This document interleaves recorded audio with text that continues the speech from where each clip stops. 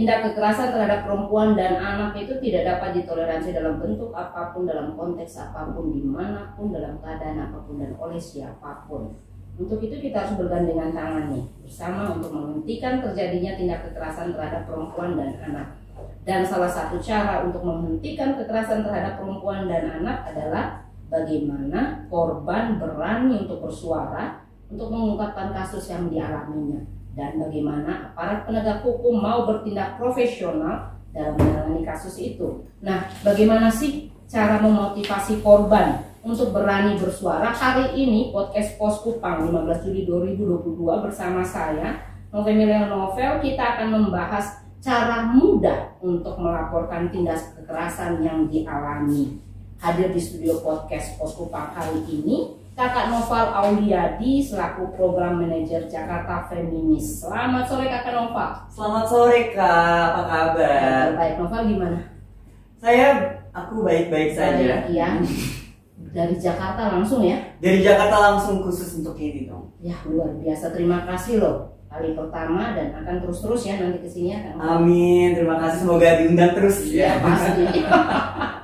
Baik, dan kedua narasumber kita adalah Kakak Adelaide Ratu Kore SH Mirmil selaku analis perubahan kebijakan dari Lembaga Bantuan Hukum APIK Nusa Tenggara Timur. Kakak Lady ya, saya sapa ya. Bisa Lady, bisa Adel, terserah ya. Apa kabar Kakak Adel? Baik Kak Femi, baik juga untuk Tribuners ya. Kak Adel dari mana Pak? Tadi dari Kristal Workshop. Nah, jadi berarti baru kenal juga dengan Kakak Noval saat ini ya? Sudah ketemu beberapa kali via Zoom, ya. Tapi hari ini baru ketemu secara offline. Offline-nya luar biasa, dan kita bertiga offline bersama Tribuners ya. Oke. Dan Tribuners hari ini kita mengangkat tema laporkan kasus kekerasan dengan jempolmu. Jempol nih. Temanya keren banget ya, Kakak Noval sama Dele. Untuk cari layanan.com dan belipotbunga.com seperti apa nih, kita akan tanya-tanya selama 1 jam ke depan membahas bersama Kakak Noval dan Kakak Adel. Dan Tribuners di rumah yang menyimak acara ini bisalah mengajukan komentar, pertanyaan, dan apa saja ya. Gitu ya Kakak Noval ya sama Kakak Adel ya. Tepat sekali kan. Iya. Kak Noval sudah berapa jam di Kupang? Sudah 6 jam. 6 jam ya. Gimana rasanya 6 jam? Wah, baru sempat tidur sih Kak. Iya, nggak bisa tidur di pesawat kan ya. Iya, jadi belum sempat menikmati semua keindahannya. Tapi setelah ini akan. Setelah ini pasti. Kak Noval, kita kan selama ini kita sering berbicara nih sama LBH APIK tentang bagaimana sih cara mudah untuk melaporkan kasus-kasus kekerasan. Tuh ada yang offline mendatangi LBH APIK atau layanan-layanan lainnya, tapi ada juga yang online yang namanya yang sering saya beta dengar itu tuh, jangan salah baca nih, itu cari layanan.com dan belipotbunga.com. Ini gimana nih latar belakang dibuatnya dua ini? Oke. Jadi memang kita tahu untuk seorang korban yang mengalami kekerasan, untuk melaporkan kekerasannya, bahkan untuk curhat aja ke temannya itu kan sulit sekali. Banyak sekali beban, banyak sekali trauma, dan sulit aja gitu loh karena banyak juga stigma dan takut disalahin dan lain-lain. Belum lagi kalau melaporin bingung kadang kan ngelaporinnya kemana. Kita juga informasi-informasi melaporkan kemana itu kan masih minim sekali Kak, benar sekali. Nah, dari Jakarta Feminis, organisasi aku juga, kami mempunyai sebuah penelitian yang memang mengatakan bahwa ternyata banyak banget nih, memang ini sudah terbukti dalam data-data, banyak banget yang tidak mau melaporkan kekerasannya. Sebelumnya juga kita punya survei yang dilakukan organisasi lain namanya Lentera Indonesia, bahwa ternyata tuh banyak banget, 93% orang tidak melaporkan kasus kekerasan seksual yang dialaminya. 93%. Itu banyak sekali kan. Padahal kalau kita lihat di data Komnas Perempuan contohnya, itu kan data kekerasan berbasis gender itu bisa 400.000 lebih setahun.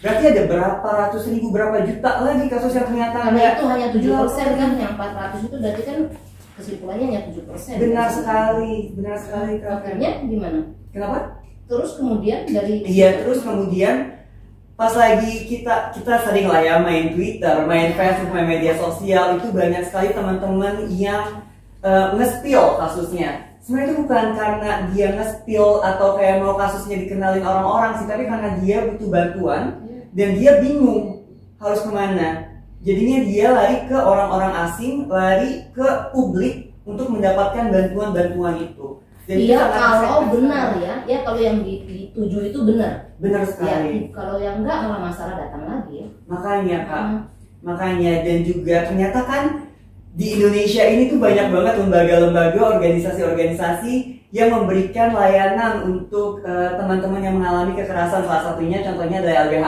Apik kan, dan tapi belum ada sebuah kayak website atau sebuah platform yang memberikan semua informasi-informasi ini. Nah makanya dari Jakarta Feminis sendiri kita mikir, wah gimana kalau kita buat platformnya, gimana kalau kita buat sebuah pusat informasi di mana semua lembaga layanan di seluruh Indonesia, baik itu swasta, baik itu yang diadakan oleh teman-teman masyarakat sipil ataupun pemerintah, itu kita satukan semuanya dan teman-teman bisa langsung cek aja di situ di carilayanan.com. Carilayanan.com mungkin bisa ditulis ya, dari dulu saya bisa dilihat carilayanan.com.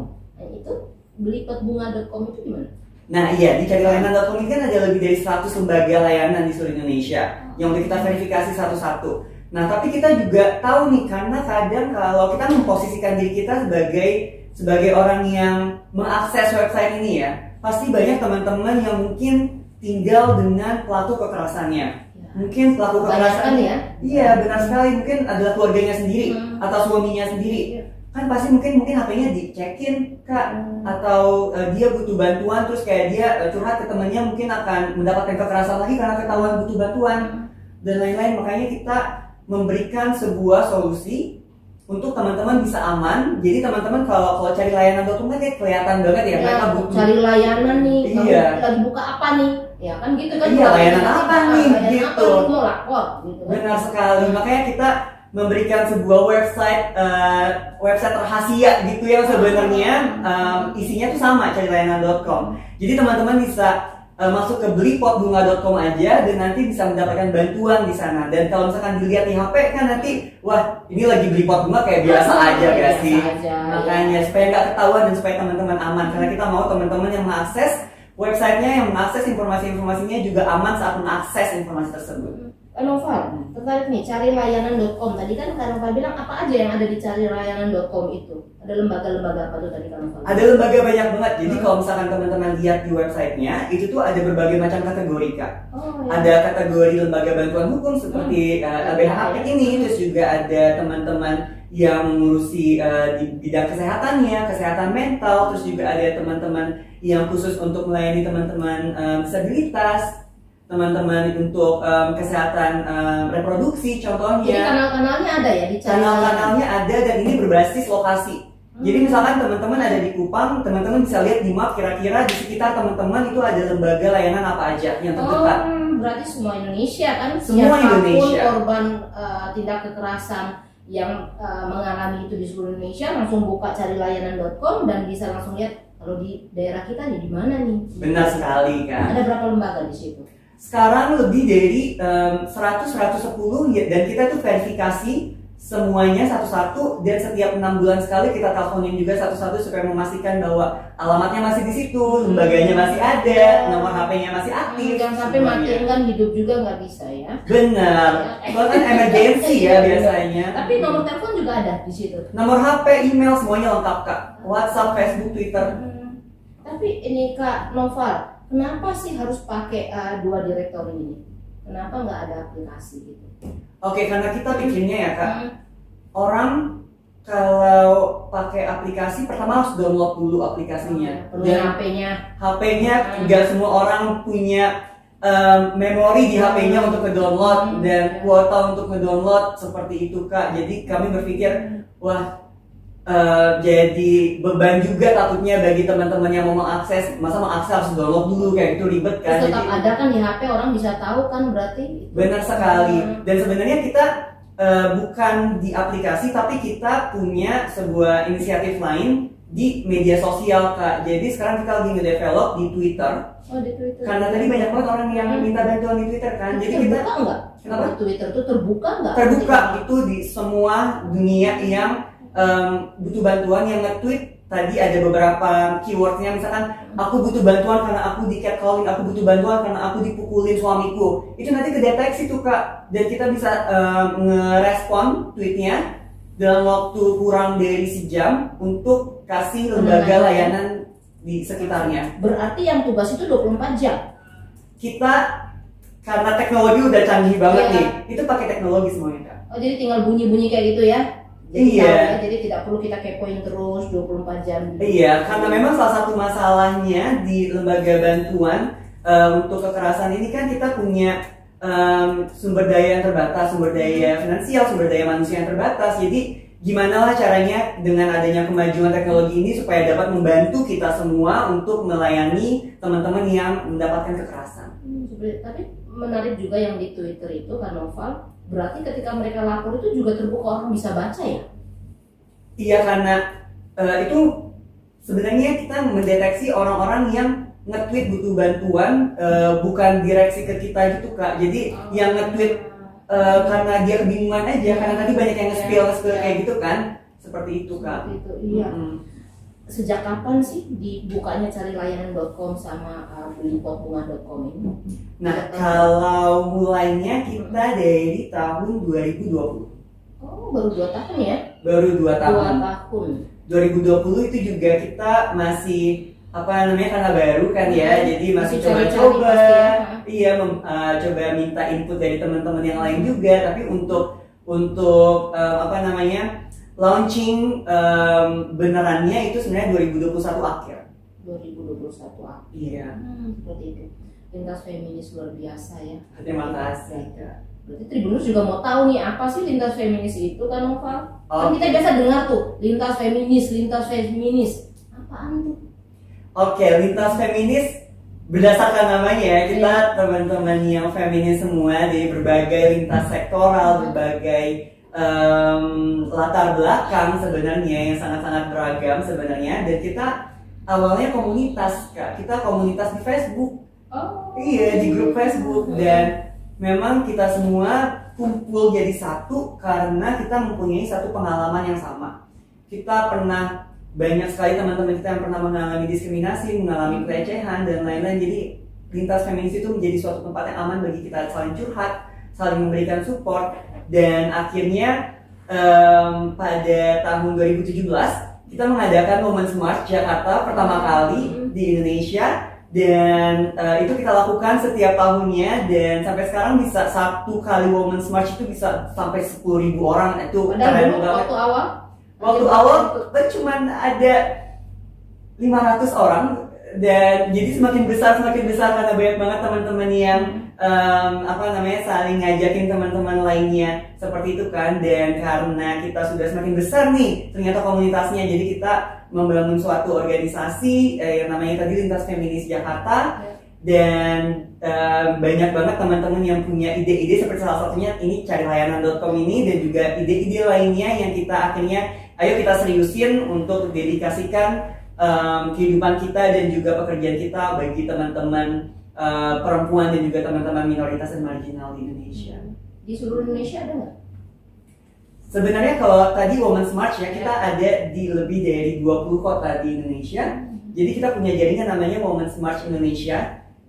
Seperti itu, tapi memang kita bukan membawahi teman-teman, tapi memang kita jadi temennya aja, kayak kita setara semuanya. Dan juga karena memang kita yang pertama, jadi mungkin kita punya informasi-informasi dan bisa memberikan kapasitas dan lain-lain, jadi biasanya kita membantu teman-teman yang lain juga, sebenarnya seperti itu. Tapi kalau dari kalau Jakarta Feminis sendiri sih, kita sebenarnya nasional, kita nasional, dan teman-teman yang bekerja di Jakarta Feminis itu kita mencar di seluruh Indonesia sih, kita nggak ada di satu tempat gitu, karena WFH juga kan untungnya.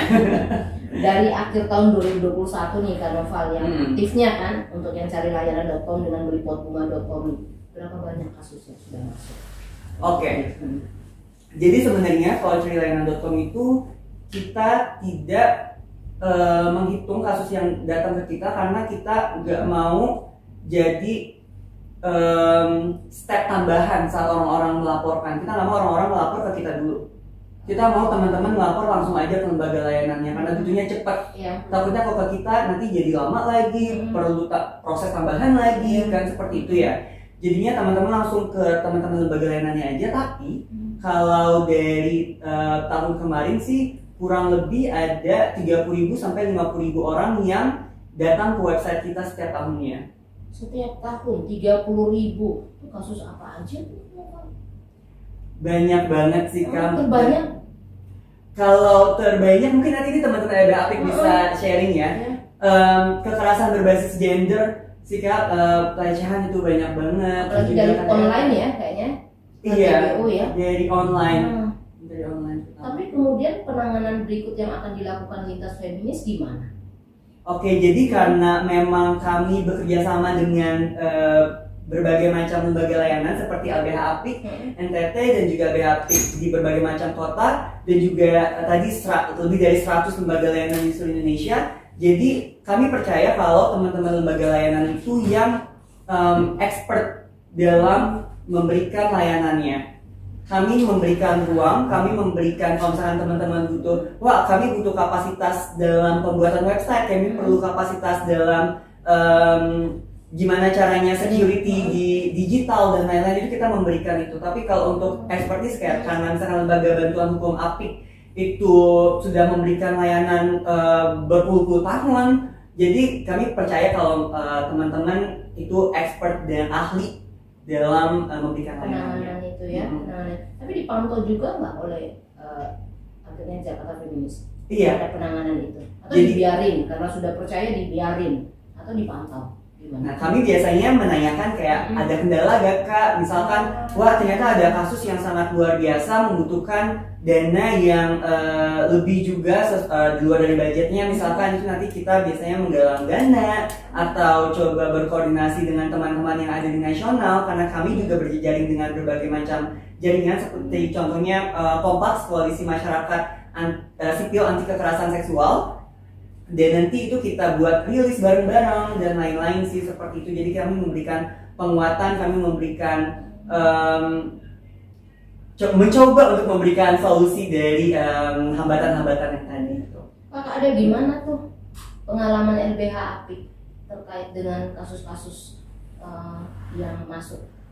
Jadi kita ini kerjasama sama teman-teman dari lintas feminis dan cari layanan.com atau boleh.com ini udah kurang lebih 2 tahun Kak Feb. Dan memang dari 2 tahun perjalanan kita sama-sama itu udah ada banyak kasus yang dilaporkan ke LBH Apik via sosial media. Nah dan informasi yang mereka dapat itu ada juga yang mengakses cari layanan.com. Nah kalau total dari kasus-kasus yang melaporkan ini dia include dengan konsultasi, include juga memang ingin mendapatkan pendampingan hukum. Ada juga yang ingin minta diberikan semacam konsultasi tapi lebih pada advokasi kebijakan. Nah, jadi kumpulan-kumpulan informasi atau pertanyaan seperti ini. Nah, totalnya itu ada 55 sejauh ini dan yang sampai 2022 ini ya? Iya. Itu kan akan di launchingnya dari launchingnya akhir 2021 gitu kan ya. Nah dan saat ini yang sedang didampingi untuk litigasinya, pendampingan hukum dari para lawyer yang ada di LBH Apik NTT itu ada 12 kasus. 12 kasus ya, yang 12 kasus didampingi dari 55 yang masuk. Iya, yang intens itu sekarang ada 12 gitu ya. Iya, yang dia minta pendampingan hukum dan sudah tanda tangan surat kuasa juga. Iya ya. Ini di luar yang offline ya, yang datang ya. Ada juga yang datang, tapi dari kan kita selalu menggali kronologi, menggali asal informasinya dari mana, kok bisa tahu LBH Apik NTT. Nah itu biasa kita dapatkan kalau mereka akses cari layanan.com, akses di website, akses di sosial media. Dan kalau sekarang kan memang tren modernnya adalah sosial media ini ya, kan yang paling banyak dipakai Facebook. Kalau di NTT memang dia lebih banyak orang berorientasi pakai Facebook dan juga Instagram dibandingkan dengan Twitter. Jadi lebih banyak informasi yang mereka tahu ya dari situ. Dan karena maraknya juga sekarang anak-anak mulai ke media sosial ya, maka kasus kekerasan, tindak kekerasan terhadap perempuan dan anak juga beralih ya, dari situ juga kadang-kadang juga terjadi di media sosial itu ya, benar kan kayak gitu ya. Dan itu gimana LBH aktif? Jadi dari 12 itu kasus ini memang ada kasus kekerasan berbasis gender online ya. Nah kalau saya tidak salah itu ada 2 dari divisi pelayanan hukum yang sedang mendampingi saat ini. Nah, kasusnya adalah biasanya dalam relasi, mereka punya relasi pacaran, relasi romantisme lah, katakanlah dua-duanya ini. Nah, karena diputuskan, salah satu kasusnya ada yang karena diputuskan oleh pacarnya, jadi segala konten private mereka berdua, misalkan ada sextingnya, ada video call dengan unsur seksual nudity-nya, itu diancam untuk disebarkan. Dan ada yang memang diancam lagi, udah tersebar juga ada. Nah, dua kasus ini pada umumnya sih mereka punya relasi romantis. Dan itu gimana penanganannya? Sekarang sudah sampai tahap apa? Masih di tingkat penyidik atau sudah dinaikkan kejaksaan? Sekarang sudah dalam tahap di kejaksaan, satunya sudah berproses mediasi. Tapi mediasi yang kemarin itu masih mediasi gagal. Jadi kita sedang karena ini kan sebenarnya kasus juga kolaborasi antara LBH NTT dan juga LBH Jakarta. Iya. Nah, jadi ini kasus ingkar janji menikah dan kita sedang mengupayakan ada mediasi kedua yang dilakukan oleh teman-teman LBH Aktif Jakarta. Jakarta ya, biasa. Nah, gimana pengalamannya Kakak Noval tentang ini kekerasan gender berbasis online itu? Modus-modusnya Kak Noval? Iya, jadi memang ini kompleks banget ya, karena kita ruang publik sekarang dan juga ruang beraktivitas kita bermigrasi dari offline menjadi online, terutama pas lagi pandemi seperti ini ya. Jadi sebenarnya bukan karena kekerasan berbasis gender online ini itu baru, tapi memang tempatnya aja berpindah sih. Jadi dari yang biasanya ada diskriminasi, ada bully secara langsung, sekarang bullynya lewat Twitter seperti itu, dan lewat Facebook, iya, dan berbagai macam media sosial lainnya. Benar sekali. Dan memang jadi menurutku korban juga jadinya agak serba salah, ya. Karena di Indonesia sekarang kita juga punya undang-undang ITE. Kalau kita melawan kembali di media sosial, kalau kita mengungkapkannya atau curhat, itu bisa dikriminalisasi juga. Jadi serba salah juga menurutku teman-teman yang yang mengalami kekerasan berbasis gender online ini. Belum lagi karena online semua orang bisa lihat kan. Mungkin kalau dulu diskriminasi, bully terjadi di sekolah aja yang tahu, tapi kalau sekarang bisa seluruh Indonesia yang tahu. Seluruh dunia yang tahu, iya. Jadinya makin parah juga ini bebannya bagi teman-teman yang mengalaminya. Tapi ada juga pendampingan psikolog. Ada, iya, kami memberikan juga. Jadi biasanya ada yang langsung Instagram DM ke kita atau minta tolong karena mengalami kekerasan, terus juga jadi membutuhkan konseling psikolog. Tadi kita juga bisa memberikan subsidi, jadi bisa memberikan pelayanan konseling tadi secara gratis. Karena tadi menarik tuh Kak Noval bilang, ketika mereka kemudian mengekspos, padahal bukan mengungkapkan kasusnya sih, sekedar curhat ya. Yang didapat mereka tuh bukan dari pelaku, bahkan dari teman-teman medsos itu sendiri ya. Kadang-kadang kan dibully, bilang, ya kamu sih yang kayak begini, kamu sih yang gini, malah dia yang disalahin ya. Jadi dampak psikologisnya tuh besar ya Kak ya. Bukan dampak psikologis aja sih menurutku. Kalau dia ternyata terafiliasi dengan satu kerjaannya misalkan, terus kerjaannya merasa malu karena punya karyawan yang mendapatkan hal-hal tersebut, dia bisa aja dikeluarin. Iya, seperti itu. Jadi berlipat ganda ya. Berlipat ganda, banyak banget bebannya, makanya kompleks banget. Tapi mudah-mudahan yang cari layanan.com dengan belipotbunga.com ini bisa mengakomodir itu ya. Amin. Sehingga mereka nggak lagi curhat-curhatan di medsos yang umum, tetapi langsung buka websitenya cari layanan.com dan belipotbunga.com. Semoga ya. Gitu ya. Nah, Tribuners mungkin kalau ada pertanyaan silakan ya, atau mengomentari tadi. Nah, Adel tadi kan Kak Adel bilang ada mediasi itu. Berarti sebelum diproses hukum LBH juga masih menggunakan metode mediasi itu ya. Kenapa itu digunakan? Karena kita punya SOP sendiri. Jadi untuk beberapa kasus ikat janji menikah, ini lebih spesifiknya mungkin sudah pernah dibahas di sini ya, di podcast ini sebelumnya, dalam episode sebelumnya teman-teman Tribuners juga bisa double check.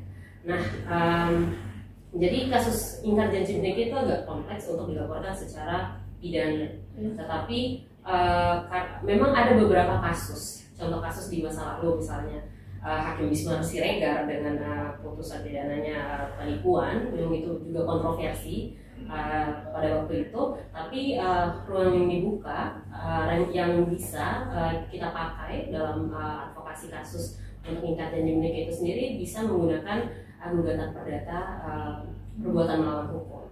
Nah, yang mana kalau mau buat gugatan perdata tentunya harus punya bukti. Buktinya harus ada misalnya risitnya atau kerugiannya, atau kerugian materialnya itu ya. Nah, tapi kan fakta di lapangan ada loh beberapa case yang memang tidak punya atau tidak bisa menunjang bukti-bukti itu, tapi dia sudah menjadi korban ikat janji menikah.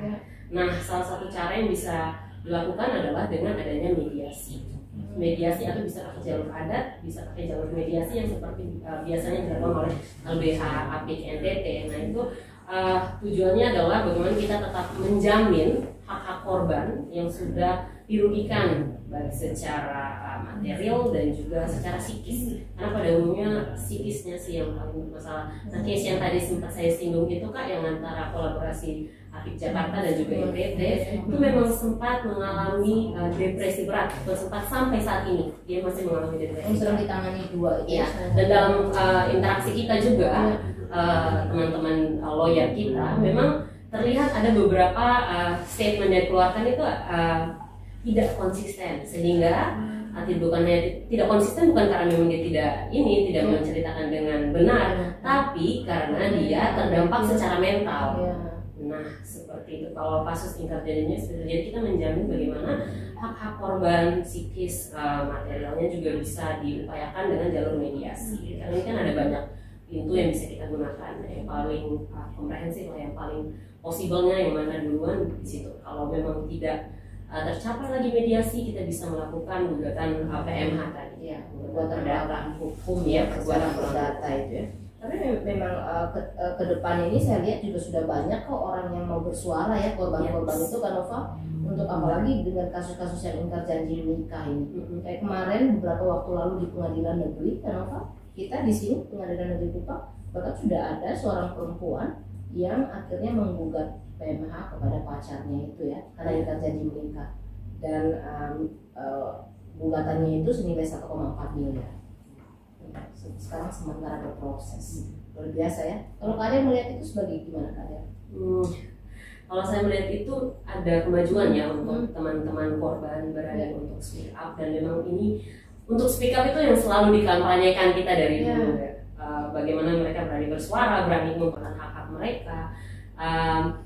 Tapi kalau untuk mengomentari dari segi hukum, karena posisi sekarang kan saya advokat dan itu yang sedang mendampingi advokat, agak terdampak dari kode etik juga kalau saya harus mengomentari dari segi penanganan kasusnya dan strateginya mereka. Jadi tapi memang sangat diupayakan kalau untuk kasus-kasus ingkar janji menikah ini bisa tadi balik lagi saya sama statement saya yang tadi, menekankan hak-hak korban. Karena kalau saya tidak salah case-nya adalah ada ibu dan juga anak ya. Oke, jadi bagaimana hak ibu dan anak ini dapat terlindungi, hak mereka yang bisa terlindungi. Nova, mengomentari gimana nih? Ada orang yang kemudian. Iya, aku setuju banget, karena kalau sekarang ya, aku melihatnya kalau misalkan ada kasus-kasus seperti itu, banyak orang yang salah fokus menurutku. Fokusnya malah gimana cara biar pelaku dihukum seberat-beratnya, gimana biar pelaku itu menderita dan lain-lain. Tapi kita lupa nih kalau ternyata korban juga haknya itu nggak didapatkan. Seperti tadi kan, kehilangan uang, kehilangan cara untuk menafkahi dirinya sendiri dan keluarganya, punya beban secara psikologis, trauma, dan mungkin buat keluar rumah aja tuh bisa takut ya. Jadi hal-hal seperti ini yang menurutku yang harus menjadi fokus, gimana caranya supaya korban bisa mendapatkan hak-haknya tadi, gimana caranya supaya korban tidak tadi dikeluarkan dari kerjaannya dan bisa menafkahi dirinya sendiri, itu gimana caranya supaya korban bisa pulih, itu gimana caranya. Harusnya seperti itu sih, bukan, dan memang tadi ya kayak strategi setiap kasus itu berbeda-beda karena memang harus dilihat dulu apa resikonya, apa namanya risikonya bagi korban ya, bagi korban, terus juga apa keuntungan yang akan didapatkan bagi korban jika mengambil step-step itu, dan memang semuanya fokusnya dan juga intensinya itu harus untuk kepentingan korban. Jadi hukuman berat terhadap pelaku itu tidak cukup ya. Benar. Tapi bagaimana korban didampingi secara psikologis dan juga bagaimana hak-haknya dia bisa terpenuhi ya, kelangsungan hidupnya. Mungkin kalau ketika dari hubungan itu ada anak yang lahir ya, Noval ya. Tapi untuk membuat korban tindak kekerasan ini berbicara, itu bagaimana menurut Kak Noval? Kan sulit tuh. Gimana tuh? Aku ngerasa kalau tadi ya, untuk mendapatkan pengalaman sebagai korban aja itu kan merupakan suatu pengalaman yang sangat buruk sekali, merupakan beban yang sangat besar sekali. Jadi aku nggak mau menambahkan beban lagi untuk memaksa ataupun mendorong teman-teman, oke, kamu harus cerita, oke, kamu harus speak up dan lain-lain, karena semua orang itu punya prosesnya masing-masing untuk memproses pengalaman-pengalaman yang dialaminya, dan itu pasti nggak mudah menurutku. Jadi menurutku yang paling penting itu bukan harus speak up sih, karena yang paling penting pertama harus sadar dan tahu kalau ini bukan salah teman-teman, bukan salah korban. Yang pertama, karena banyak banget orang-orang, mungkin termasuk aku juga saat aku mengalami ya, jadi kayak sering, wah harusnya mungkin gue tidak bersikap seperti itu, mungkin harusnya saya tidak keluar rumah di jam seperti itu. Kadang suka ada pikiran-pikiran seperti itu kan, menyalahkan diri sendiri. Tapi teman-teman pokoknya harus sadar kalau itu bukan salah teman-teman, itu salah pelaku, 100% salah pelaku. Terus kedua, teman-teman harus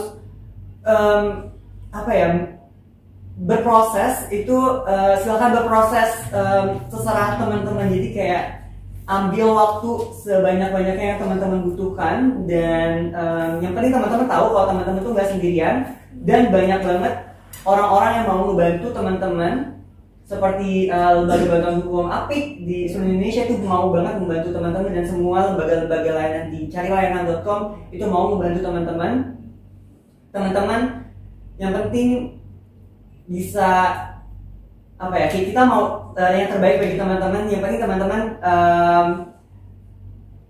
bisa pulih dan bisa mendapatkan hak-haknya. Nanti bisa cerita ke kami kalau teman-teman memutuskan untuk cerita dan memutuskan untuk meminta bantuan ke orang lain, karena banyak banget yang mau membantu sebenarnya. Ada sendiri gimana? Ya kalau menurut saya sih Kak Feni, memang kalau tadi Kak Noval sudah sempat singgung soal bagaimana secara internal ya dia dari dalam dirinya sendiri. Mungkin saya akan menambahkan untuk kita sebagai support system yang ada.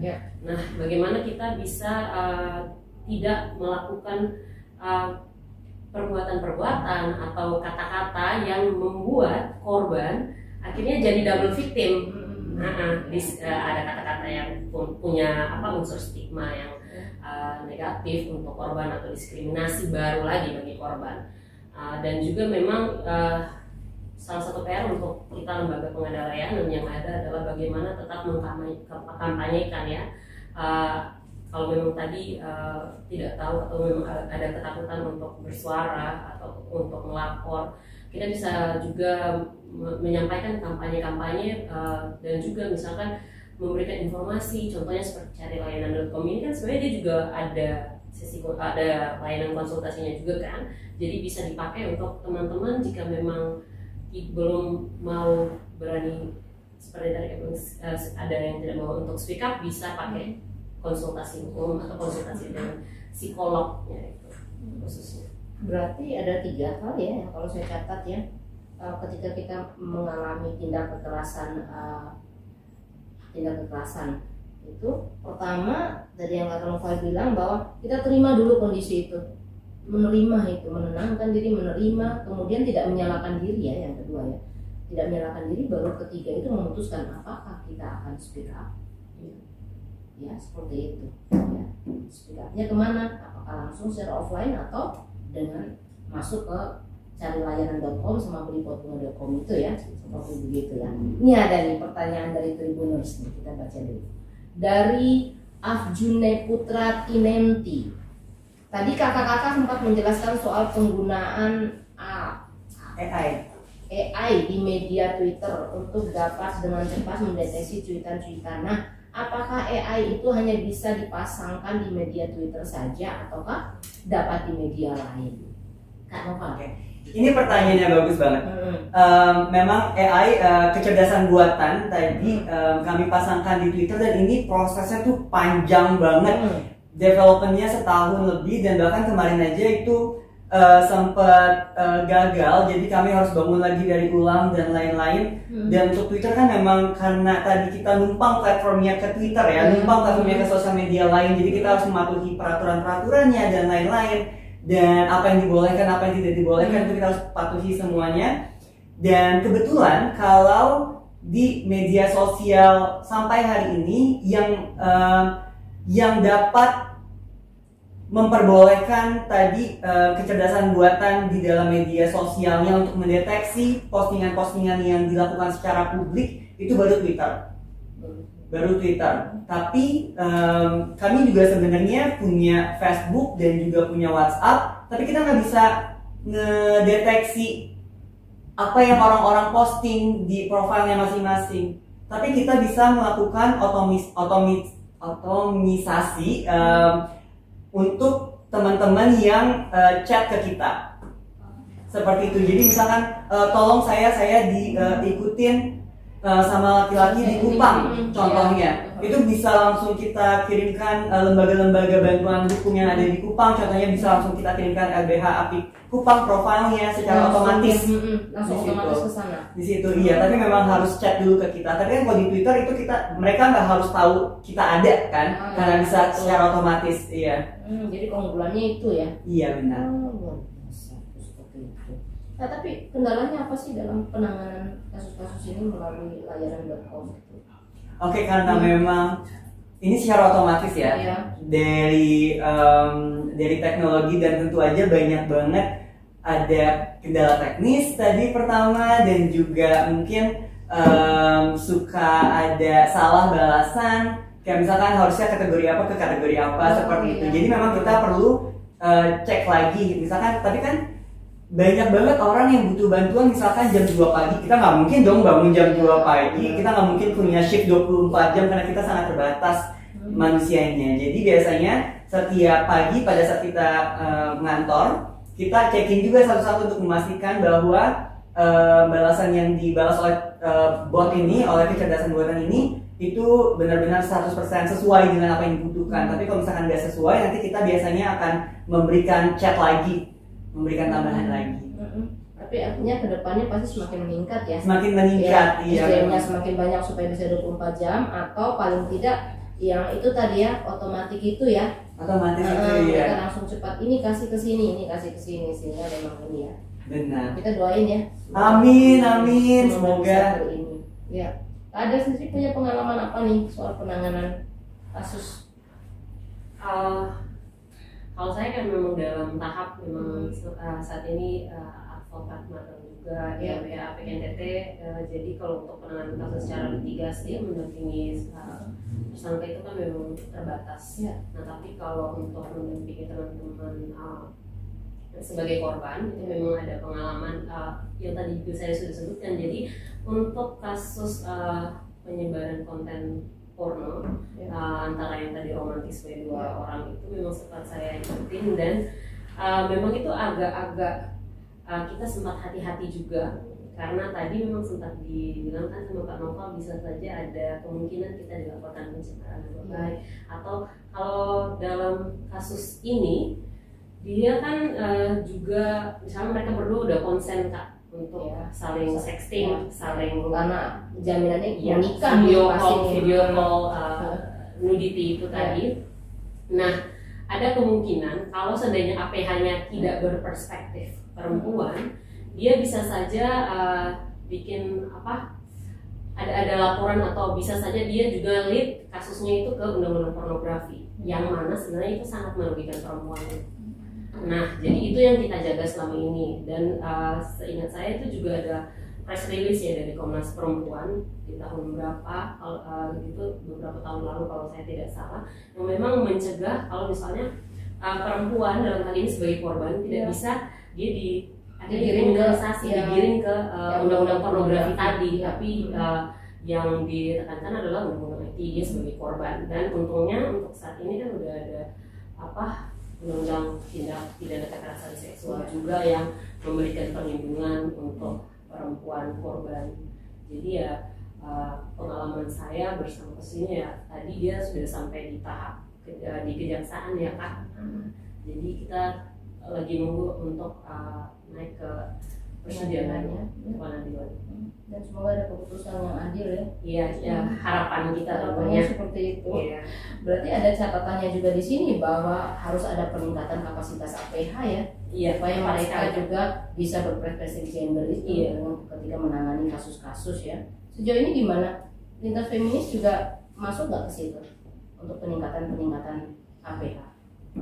Oke, kalau untuk ke APH sih kita belum ke sana ya. Kalau sekarang kami lebih ke organisasi-organisasi akar rumput yang ada di Indonesia, dan juga ke teman-teman lembaga layanan tadi. Jadi kami memberikan kapasitas-kapasitas terutama di bagian digital online, karena kan kalau kemarin-kemarin sebelum pandemi kebanyakan memang konsultasinya itu dilakukan secara offline ya, dan gimana caranya supaya teman-teman bisa melakukan semua hal itu secara online juga, dan gimana supaya teman-teman juga tahu nih resikonya apa kalau online, dan bagaimana mitigasinya kalau misalkan terjadi resiko-resikonya seperti itu. Karena mungkin dulu offline ada resiko dipersekusi dan lain-lain, tapi kalau di online kan beda sendiri resikonya, bisa dihack contohnya, dan banyak banget kayak masalah-masalah teknis itu yang kami berikan kapasitasnya sih seperti itu. Dan juga bagaimana biar, karena kan lembaga layanan juga perlu ini ya, masukan dari berbagai macam komunitas yang beragam, contohnya dari teman-teman disabilitas, gimana sih caranya supaya teman-teman disabilitas itu merasa diterima hak-haknya, kayak teman-teman disabilitas maunya apa sih sebenarnya kalau konsultasi ke teman-teman lembaga layanan, teman-teman yang lainnya juga sebenarnya maunya apa, jadi kayak bisa saling sharing dan juga memberikan masukan-masukan seperti itu sih. Iya. Di LBH API sendiri gimana Kakak Adel? Upaya-upaya kan ada nggak program-program LBH API yang untuk itu peningkatan kapasitas APH, kemudian bisa melakukan perjumpaan dengan kelompok-kelompok rentan disabilitas, LGBTIQ dan sebagainya, ada tidak? Ya.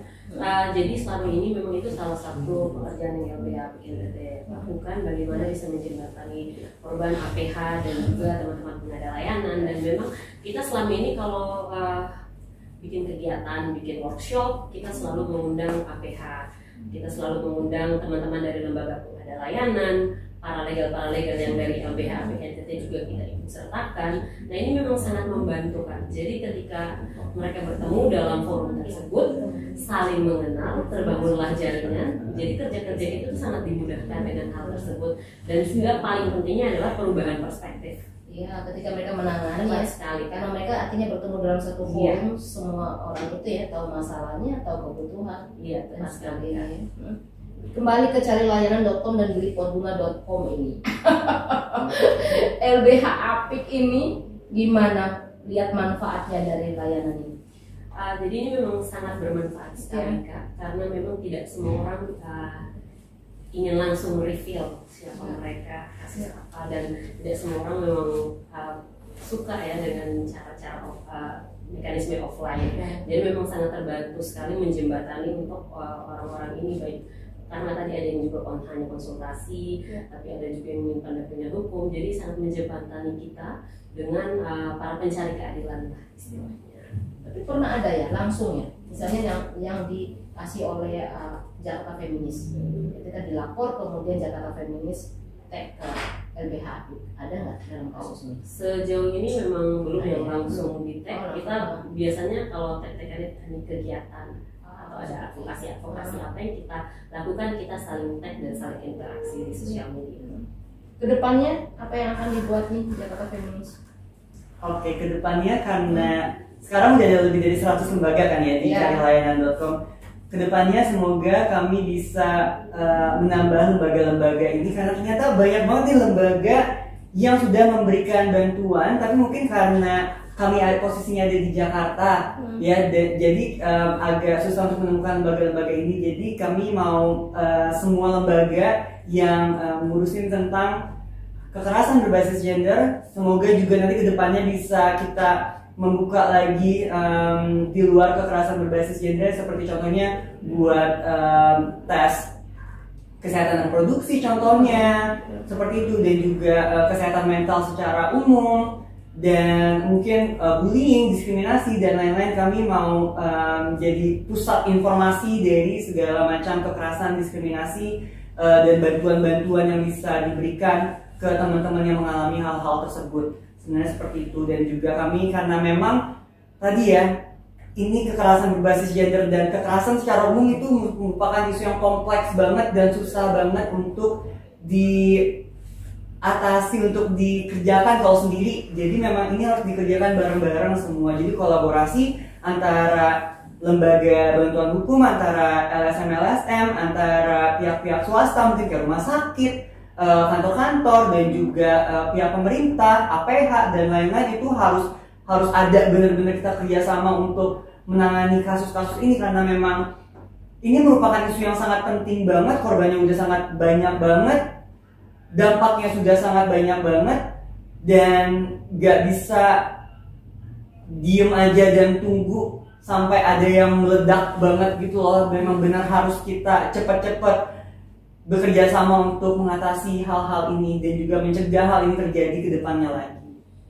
Oke. Noval, 101 lembaga yang sudah masuk dalam layanan belipotbunga.com dan carilayanan.com ini sudah di seluruh Indonesia itu? Seluruh Indonesia. Seluruh Indonesia ya, 101 itu ya. Terus gimana sih cara daftarnya?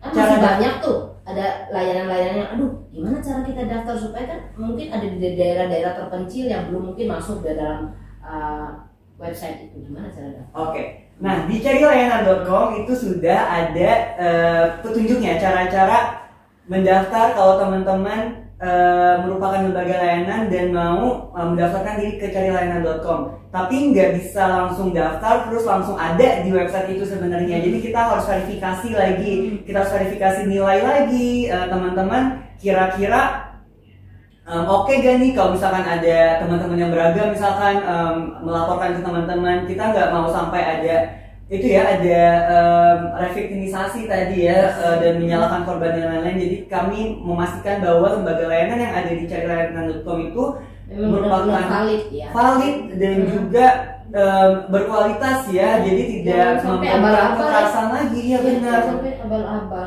Benar sekali Kak. Atau bisa DM ke kami, atau biasanya sih misalkan lembaga-lembaga bantuan yang lebih dari 100 itu, misalkan LBH Apik NTT kenal dengan sebuah lembaga langsung dikasih tahu ke kita, dan itu biasanya kita langsung masukin karena sudah ada endorsement kan dari lembaga lain. Maksudnya diminta pendapat juga dengan lembaga yang ada di daerah itu ya. Benar sekali. Tapi syarat intinya apa? Tadi kan katanya klarifikasi dulu lembaganya, selain minta pendapat dari lembaga layanan lain di daerah yang bersangkutan, mungkin ada hal lain, misalnya kayak apa, dia sudah berbadan hukum atau minta klarifikasi dari biasanya Pak Departemen Hukum dan HAM ya?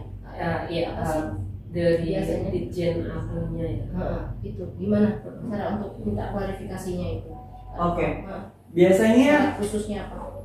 Biasanya nggak seribet itu sih, karena kami tahu banyak banget teman-teman yang baru mungkin masih berkembang, dan juga apalagi kalau lembaga layanannya itu berbasis komunitas.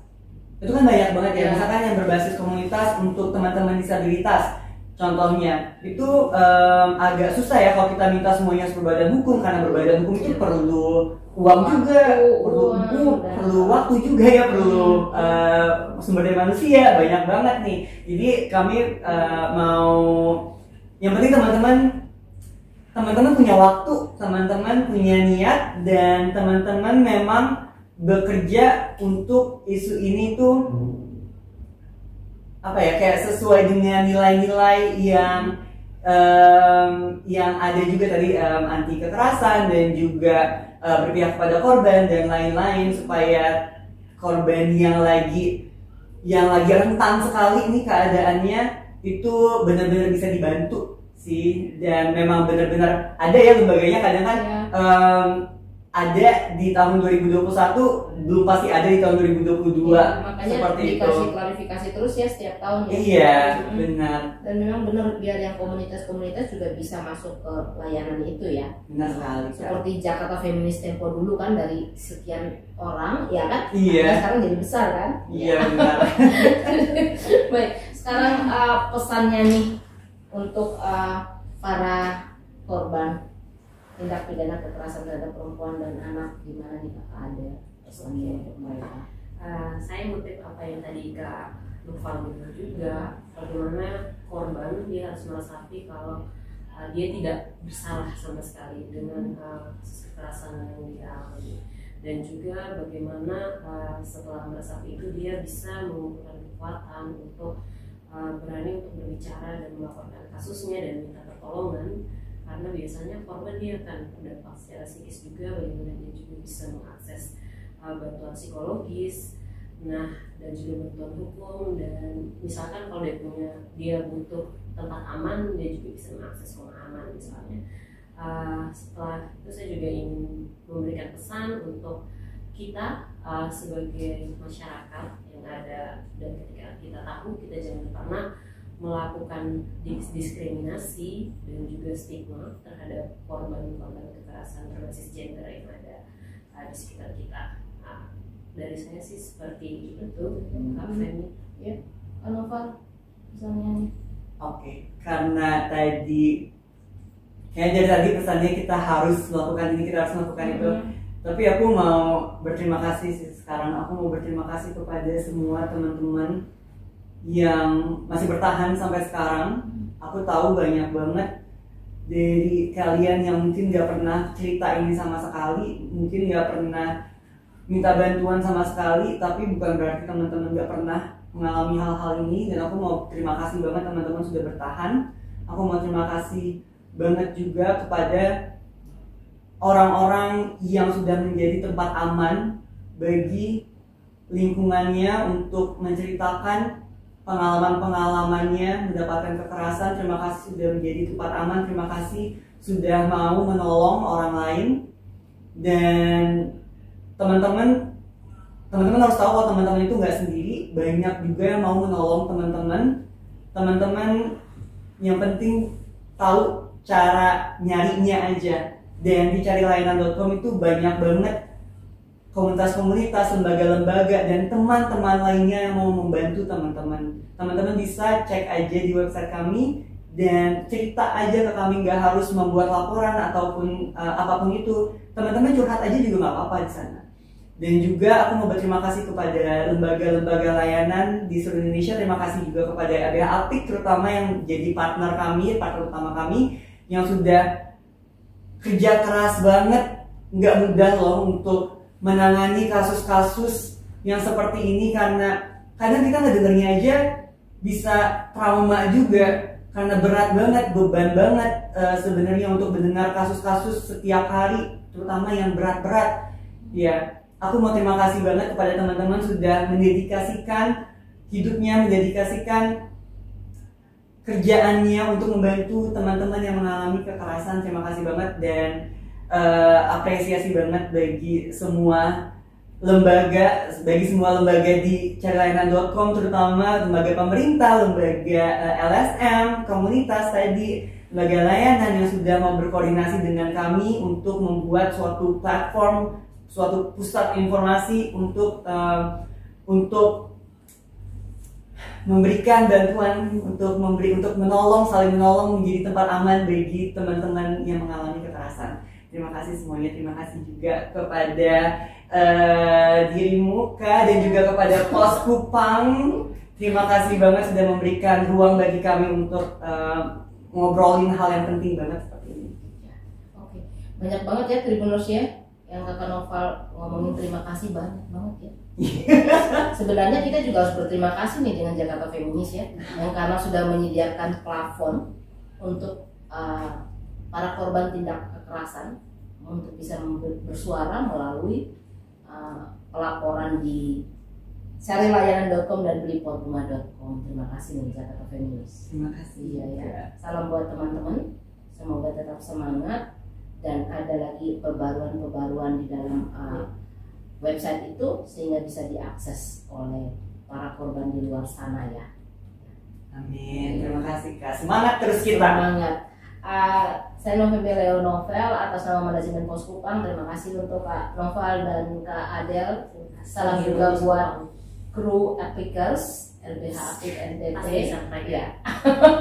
yang juga telah selalu bersama-sama kita untuk terus menyampaikan berbagai hal untuk mengurangi, meminimalisir tindak-tindak kekerasan terhadap perempuan dan anak ya.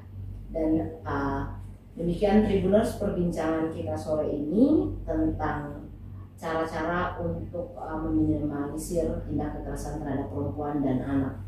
Dan saya November Novel bersama Kakak Noval dan Adel pamit undur diri.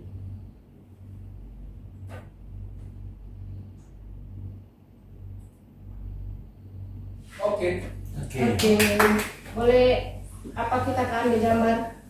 Ada yang ketiduran tuh kayaknya. Ketiduran ya, kasihan deh. Sekali. Dari ini malam sampai kan bisa tidur siang juga. Aduh, bisa di situ Kakak. Ambil dari situ kok. Ya, resolusi kecil kan. Resolusi Pakai HP saya. Oh, pakai HP sah. Supaya nanti bisa untuk di bang orang. handphone dari Oh iya, mau pakai itu. Kasih aja. Nih. Bisa ini. Siang kayu capek sekali. Pasti jam 2 pagi kan? Jam 2 pagi. Iya, dari Jakarta. Iya, dari rumah jam 11. Ya sudah. Yang ke sana. 1, 2, 3. Oke, sekali lagi. Enggak, pas ini Gabung. podcast Ya, nanti pas. 1, 2, Dengan kayu. 3. Oke. minta ini lambang ini boleh ya? Oh, ini. Kita- Next level. The next The next level. oke. The next level. The next level. 1, 2, 3. Oke. Dan kakak bisa mereka dua kah? Ambil mereka dua. Oh. Ya, pas sementara. Pegang ini, sementara sini. Oh, ya. Yuk, duduk sini. Tambah tinggi. Kak Yuri. Kak Yuri di situ, Kak. Ini kakak. Kak Vito ambil kursi 1 di situ, Kak. Atau di sini, Kak. Kami Berdiri, taruh kursinya. Berdiri. Oh, di sini. Ini masih video, tidak apa-apa. Sini, Kak. Oke. Bisa.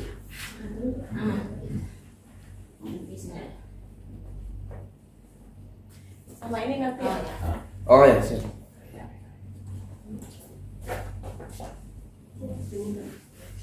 Kakak jadi kita pakai. Ya. Ya, boleh. Bisa, Kakak. Taruh Ini taruh sana. sini. Ini taruh sini. Oke. Trik kunci layar. Ada yang buka, Oke. ada yang minta gini, kamu bukanya ke Balik belakang. Balik. Nah, gitu aja. ya, supaya Oke. beda-beda. Ya, saya begini. Beta. Ya, pas. 3 lagi 3 2.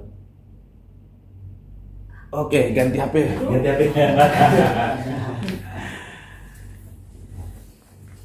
Jadi setiap artis sehari. Wih, ini lebih terang. Wah, itu pasti. 3 2. Oke. Bikin agak ala-ala on air-nya. Iya, ada on air. 3.